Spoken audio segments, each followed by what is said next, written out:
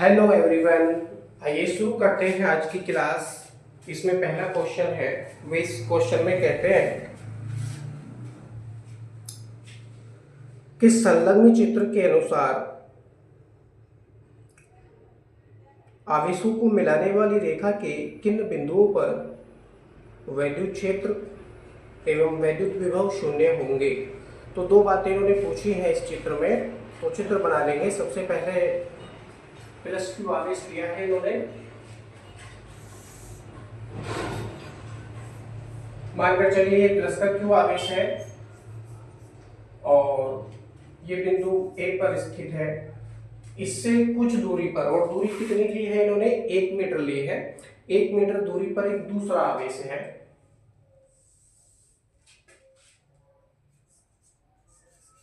एक मीटर दूरी पर कोई दूसरा आवेश है और उसकी वैल्यू ली है इन्होंने -3Q। ये बिंदु मान लीजिए बी है। इसके अतिरिक्त इन्होंने और कुछ भी क्वेश्चन में नहीं दे रखा है। ये पूछते हैं पहले क्वेश्चन में वैद्युत विभव तथा वैद्युत क्षेत्र शून्य होंगे किन बिंदुओं पर।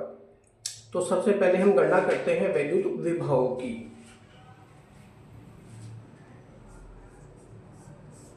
फर्स्ट कंडीशन में ये चित्र है, ये पहला आवेश है और ये दूसरा आवेश है। बिंदु ए पर स्थित है पहला आवेश, दूसरा आवेश बिंदु बी पर स्थित है। इन दोनों आवेशों के बीच की जो दूरी है वो 1 मीटर है। तो मान लेंगे पहले आवेश यानी बिंदु आवेश ए से x मीटर की दूरी पर विभव शून्य होगा। क्या होगा? विभव शून्य होगा। तो मान लीजिए यहाँ से और यहाँ तक की जो दूरी हो जाती है और ये नया बिंदु बनता है हमारा बिंदु सी। मान लीजिए इस बिंदु सी पर वैद्युत विभव क्या हो जाता है, वो 0 हो जाता है। मान लीजिए पहले आवेश के कारण बिंदु सी पर उत्पन्न होने वाला विभव V1 है और दूसरे आवेश के कारण बिंदु सी पर उत्पन्न होने वाला विभव वो V2 है। क्योंकि वैद्युत विभव एक अदिश राशि है, इसका हम बीजगणितीय योग करेंगे और इनका बीजगणितीय योग 0 होना चाहिए शर्त के अनुसार। तो लिखेंगे चूड़ी का चिन्ह लगाकर या लिखेंगे माना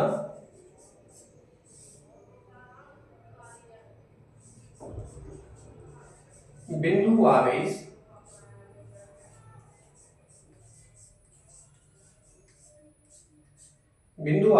ए से x मीटर की दूरी पर, इसकी दूरी कितनी मानते हैं, x मानते हैं। तो x मीटर की दूरी पर आगे की कितनी डिस्टेंस बची है, 1 - x बची है। 1 - x ये भी मीटर में है क्योंकि ऊपर वाली जो डिस्टेंस है वो मीटर में दे रखी है, तो नीचे वाली डिस्टेंस में किस में हो जाएंगे, मीटर में हो जाएंगे। a से x मीटर की दूरी पर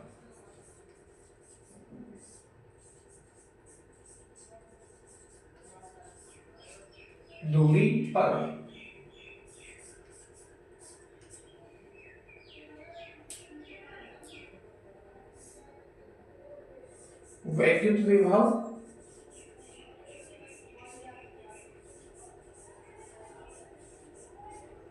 शून्य है।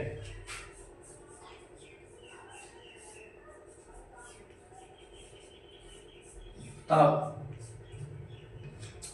क्या हो जाएगा, V1 plus V2 equal to 0 होना चाहिए। यानी इनका बीजगणितीय योग क्या होना चाहिए, वह 0 होना चाहिए बीजगणितीय योग।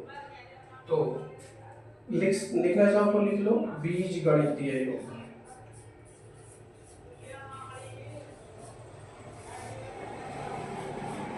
बीजगणितीय योग का मतलब है चिन्ह सहित हमको वैल्यू यहाँ पर रखनी होगी। V1 की वैल्यू प्लस में है और V2 की वैल्यू माइनस में हमको प्राप्त होगी क्योंकि ये ऋणावेश है और चिन्ह सहित वैल्यू हम रखकर यहाँ पर गणना करने वाले हैं। तो हो जाएगा 1/4 पाई एप्सिलॉन 0 Q1/R। Q1/R इसको हम क्या मान लेंगे, Q1 मान लेंगे, इसको क्या मान लेंगे, Q2 मान लेंगे। लिखना चाहो लिख लो Q1 इक्वल टू, इसको मान लो Q2 इक्वल टू, और ये जो डिस्टेंस है ये R1 हो जाएगी। क्या हो जाएगी R1 और ये डिस्टेंस क्या हो जाएगी R2 हो जाएगी अकॉर्डिंग टू फॉर्मूला। तो इसी के अनुसार जो फॉर्मूला हमने प्राप्त किया है 1/4 पाई एप्सिलॉन 0 Q1/R1 प्राप्त किया है, प्लस का चिन्ह लगाइए। ऐसे यहाँ पर 1/4 पाई एप्सिलॉन 0 Q2/R2 ये हो जाएगा इक्वल टू क्या है 0। तो ये कौन सा योग है, बीजगणितीय योग है। कौन सा, बीजगणितीय योग के अनुसार हम इसको सोल्व कर रहे हैं। क्यों कर रहे हैं, क्योंकि वैद्युत विभव एक अदिश राशि है, इसलिए यहाँ पर बीजगणितीय योग इनका हो रहा है। आगे देखते हैं, वैल्यू रखेंगे सभी राशियों की, हम वैल्यू रखेंगे तो हमको प्राप्त होगा 1/4 पाई एप्सिलॉन 0 की वैल्यू है 9 इंटू 10 की पावर 9 इंटू Q1 की वैल्यू है आपके पास प्लस का Q अपॉन, और R1 की वैल्यू कितनी है यहाँ पर x, आपने x मानी है तो x प्लस का चिन्ह लगा लेंगे। 1/4 पाई एप्सिलॉन 0 की वैल्यू कितनी है 9 इंटू 10 की पावर 9 इंटू Q2 की वैल्यू आपके पास कितनी है -3Q चिन्ह सहित वैल्यू यहाँ पर हम रखेंगे अपॉन R2, और R2 की वैल्यू कितनी है 1 - x इक्वल टू क्या हो जाएगा 0। ये हो जाएगा कुछ इस तरह से। अब हम क्या करेंगे, देखिए माइनस यहाँ पर है और ये प्लस है, प्लस और माइनस का गुणा होगा तो ये पूरा माइनस हो जाएगा। क्या हो जाएगा, पूरा ही माइनस हो जाएगा। जब ये पूरा पद माइनस हो गया और पक्षांतर हम करेंगे, तो ये वैल्यू इधर आने पर प्लस की हो जाएगी। ठीक है, लिखेंगे पक्षांतर करने पर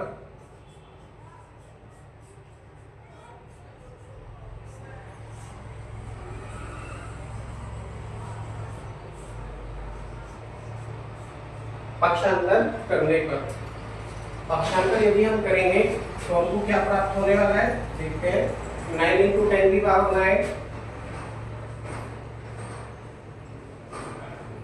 into Q upon x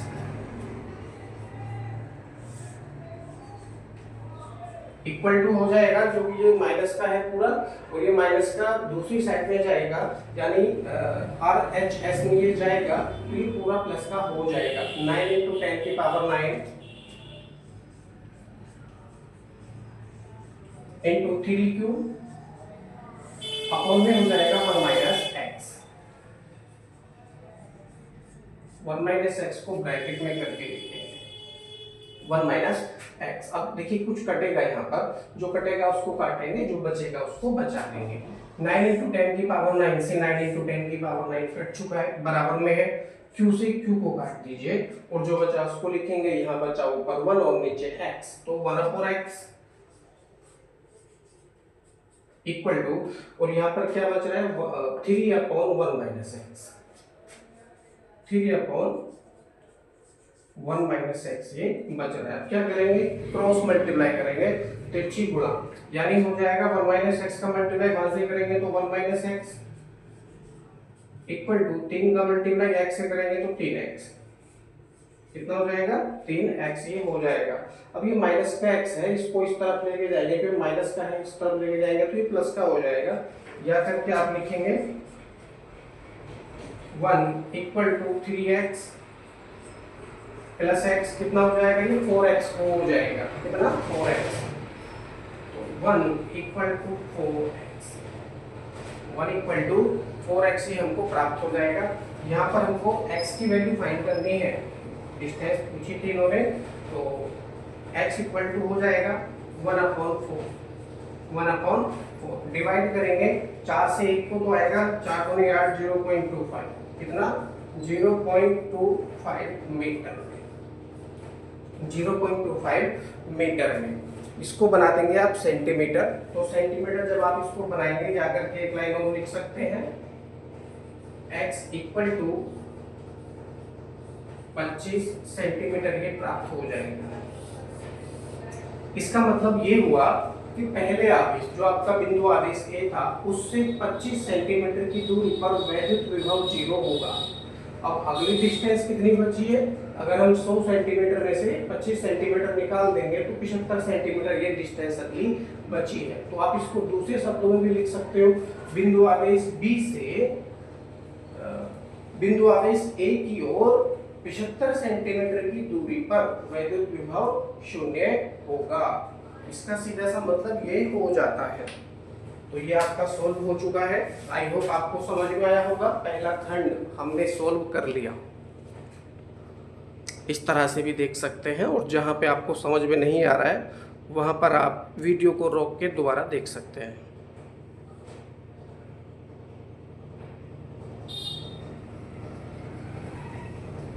okay, अब इसका अगला पार्ट देखते हैं। इसी क्वेश्चन में नेक्स्ट पार्ट है, वो ये पूछते हैं कि इनको मिलाने वाली रेखा की इस बिंदु पर वैद्युत क्षेत्र की तीव्रता 0 होगी। अब वैद्युत विभव तो हमने ज्ञात कर लिया, अब ज्ञात करेंगे वैद्युत क्षेत्र की तीव्रता कहां पर 0 होने वाली है।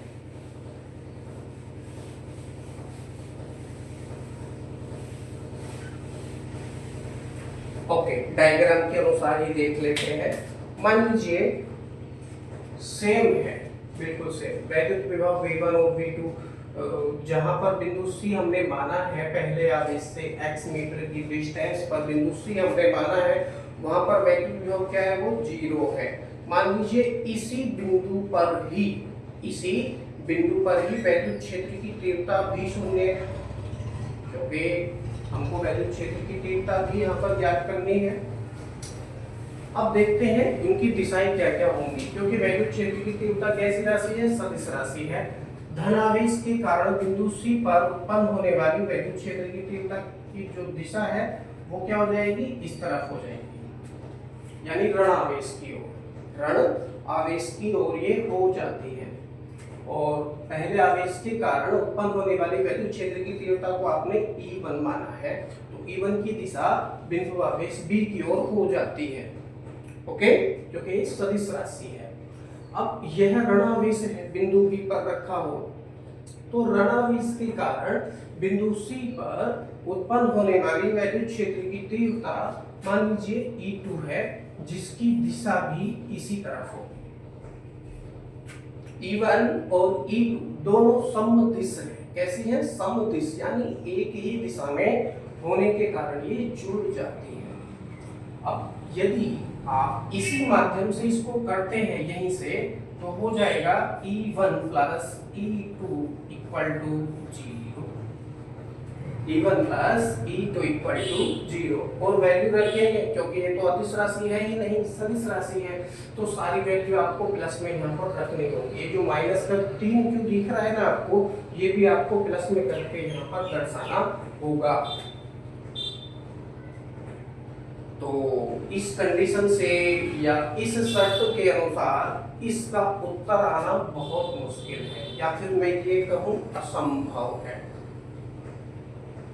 E1 plus E2 equal to 0 अगर मैं करता हूं तो यहां से उत्तर आना असंभव है, या फिर मैं ये कहूं कि गलत हो जाएगा। अब यह बिंदु हम कहां मान सकते हैं?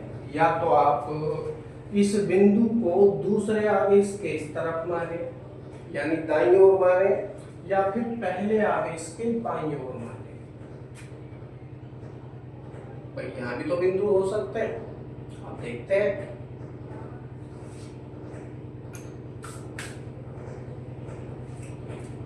बिंदु C पर इस समय वैद्युत क्षेत्र की तीव्रता 0 नहीं हो सकती है, या फिर मैं ये कहूं कि इन आवेशों को मिलाने वाली रेखा के किसी भी बिंदु पर वैद्युत क्षेत्र की तीव्रता कदापि 0 नहीं हो सकती, कभी भी नहीं। कोई ना कोई वैल्यू निकल कर आएगी। क्यों आएगी? क्योंकि दूसरा आवेश ऋण है, दूसरा आवेश ऋण है। यदि मैं इसको धन कर लूं, धन आवेश बना लूं, तब तो कोई ना कोई वैल्यू निकल कर आएगी। मैं कह सकता हूं किसी ना किसी बिंदु पर वैद्युत क्षेत्र की तीव्रता 0 हो सकती है। क्यों हो सकती है? क्योंकि इनमें से जो आपका E2 है, E2 की दिशा E1 के अपोजिट डायरेक्शन में हो जाएगी। ठीक है जी।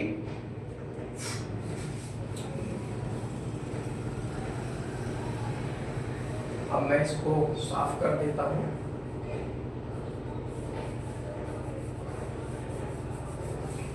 और जो यह बिंदु है जहां पर वैद्युत क्षेत्र की तीव्रता 0 है, उसको हम कहाँ मानते हैं? पहले आवेश से x मीटर की डिस्टेंस पर मानते हैं। और ये कौन सा पार्ट कर रहे हैं? हम सेकेंड पार्ट कर रहे हैं, जहां पर हमको वैद्युत क्षेत्र की तीव्रता 0 है, वह बिंदु ढूंढना है, उसकी डिस्टेंस ढूंढनी है पहले आवेश से। तो मानकर चलिए प्रथम आवेश जो आपका A है, बिंदु आवेश A है, ये बिंदु आवेश B है, और मान लीजिए इससे x मीटर की डिस्टेंस पर एक बिंदु क्या है? वो C है। कौन सा बिंदु है? ये C है। ये बिंदु C है। इस पर वैद्युत क्षेत्र की तीव्रता मान लीजिए 0 है, और इसकी डिस्टेंस कितनी मानी है आपने? x मानी है। पहले आवेश से इसकी डिस्टेंस x हो गई। ठीक है जी। अब दूसरे आवेश से इसकी जो डिस्टेंस है वो कितनी हो जाएगी? 1 + x हो जाएगी। इसमें मीटर। तो यहाँ पर जो दोनों ही डिस्टेंस है हमने फाइंड कर ली है, 1 + x है ये, और ये डिस्टेंस केवल x मीटर है, ये भी मीटर में है। तो इस तरह से हमको एक चित्र प्राप्त हो चुका है। तो मान थ्योरी में लिखेंगे थोड़ा सा। माना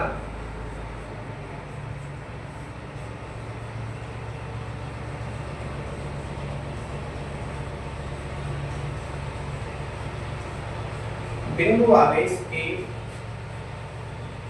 के बाईं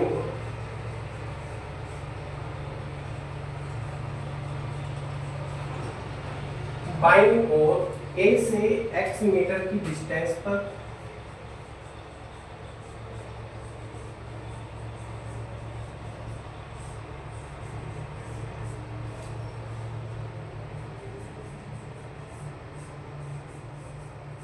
दूरी पर वैद्युत क्षेत्र की तीव्रता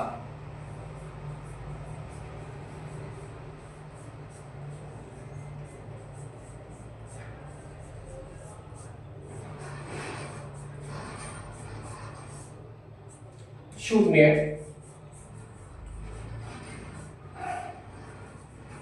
है। तब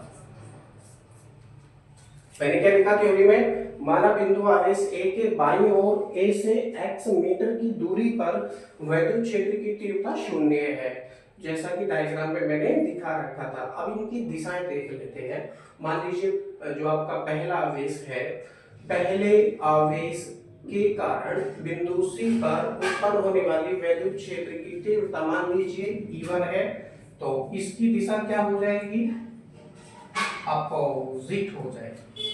क्यों? क्योंकि ये धन आवेश है, यह धन आवेश है। तो धन आवेश होने के कारण इसकी दिशा प्रथम आवेश के अपोजिट हो जाएगी, यानी इससे दूर जाती हुई यह प्रतीत होगी। और दूसरा आवेश ऋण है, दूसरा आवेश ऋण है, तो बिंदु आवेश B के कारण बिंदु C पर उत्पन्न होने वाली वैद्युत क्षेत्र की तीव्रता की दिशा अपोजिट हो जाएगी, और मान लेंगे यह E2 है। क्या है? E2 है। अब हमको यही स्थिति प्राप्त करनी थी। E1 और E2 की दिशाएं किस बिंदुओं पर या किस बिंदु पर या किन बिंदुओं पर अपोजिट हो सकती है, विपरीत हो सकती है, हमको यही स्थिति प्राप्त करनी थी। तो जैसा कि चित्र में दिख रहा है, बिंदु C पर वैद्युत क्षेत्र की तीव्रताएं E1 व E2 है, और इनकी दिशाएं एक दूसरे के विपरीत है। दिशाएं विपरीत होने के कारण क्या होगा? यदि हम इनको ऐड करते हैं तो ये 0 हो जाएंगी, अर्थात कुछ इस तरह से। E1 minus E2 equal to 0, E1 minus E2 equal to 0। अब ये माइनस का है, इस तरफ लेके जाएंगे तो ये प्लस का हो जाएगा, या करके आप लिखेंगे तो E1 इक्वल टू E2 ये हो जाता है, E1 इक्वल टू E2। अब हम वैल्यू रखेंगे इन सब की। E1 का फॉर्मूला है 9 इंटू 10⁹। डायरेक्टली मैं फॉर्मूले में वैल्यू भी रख रहा हूं। Q1 की वैल्यू आपके पास में है Q अपॉन में R। तो ये डिस्टेंस है, इसको हम R1 मानेंगे, R1 मानेंगे। और ये जो आगे वाली डिस्टेंस बच रही है पूरी डिस्टेंस है भैया, यहाँ से यहाँ तक की 1 प्लस एक्स। और ये डिस्टेंस है केवल x, तो क्या हो जाएगा x स्क्वायर हो जाएगा equal to 9 into 10⁹ into Q. उसकी वैल्यू है आपके पास 3Q। 3Q upon 1 plus x का होल स्क्वायर ये हो जाता है। अब हम इसको हल करेंगे। 9 इंटू 10⁹ से 9 इंटू 10⁹ कट गया, Q से Q कट गया, जो बचा उसको लिखेंगे। यहाँ बचेगा 1 upon x square equal to, और यहाँ बचेगा 3 अपॉन 1 प्लस एक्स का होल स्क्वायर, कुछ इस तरह से। अब इसका क्रॉस मल्टीप्लाई करेंगे, यानी तिरछी गुणा जब हम करेंगे तो प्राप्त होगा 1 प्लस एक्स का होल स्क्वायर इक्वल टू 3 का एक्स से स्क्वायर करेंगे तो ये 3x स्क्वायर हो जाएगा। क्या करेंगे, दोनों और वर्गमूल ले लेंगे। क्या ले लेंगे, दोनों और वर्गमूल लेंगे तो ये कुछ इस तरह से हो जाएगा, या करके 1 प्लस एक्स, या वर्ग कर लीजिए दोनों, तो ये अंडर रूट में आ जाएगा, अंडर रूट 3x का होल स्क्वायर ये हो जाएगा। क्यों हो जाएगा, क्योंकि इसकी पावर 1 है। वर्ग तो कर नहीं सकते, जब हम इसका वर्ग करेंगे तो इस पे हमको वर्गमूल लगाना होगा।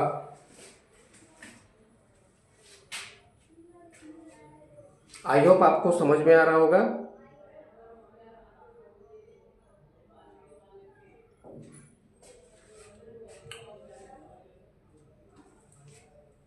अब दोनों स्क्वायर है तो स्क्वायर से स्क्वायर क्या हो जाएगा, कट जाएगा, काट सकते हैं आप इसको डायरेक्टली। और जो बचा उसको लिखेंगे 1 प्लस एक्स इक्वल टू, यहाँ पर बचा अंडर रूट 3x। अब पक्षांतर पुनः करेंगे, पक्षांतर करने पर आपको प्राप्त होगा 1 इक्वल टू, ये जो x इधर जाएगा तो माइनस का हो जाएगा, अंडर रूट 3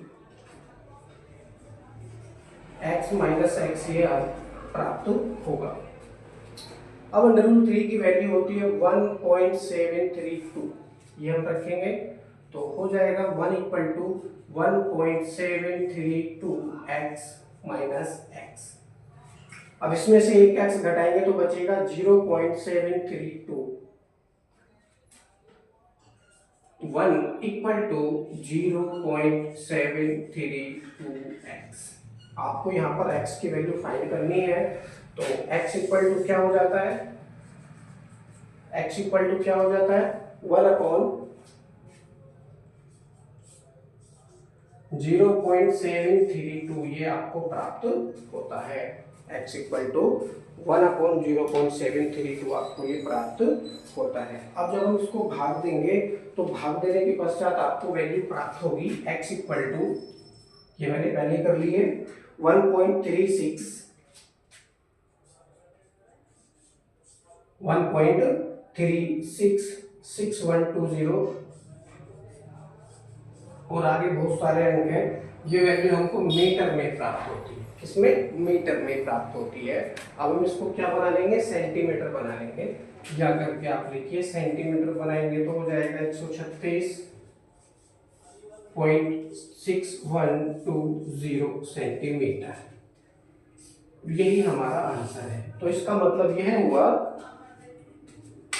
ये जो बिंदु आवेश है A, उसकी ओर बाईं ओर, उससे बाईं ओर 136.6120 सेंटीमीटर की दूरी पर वैद्युत क्षेत्र की तीव्रता 0 होती है या होगी।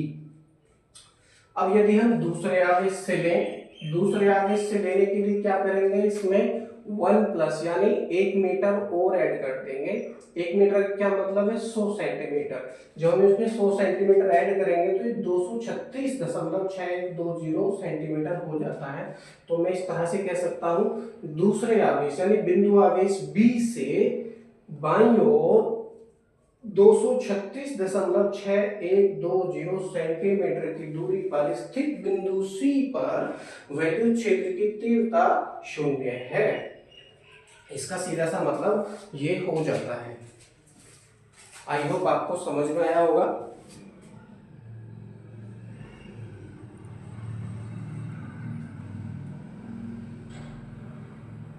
अब हम नेक्स्ट क्वेश्चन देखते हैं। जहां पर आपको समझ में नहीं आता है आप वहां वीडियो को रोक के देख सकते हैं। अगला क्वेश्चन हम अगली वीडियो में देखते हैं।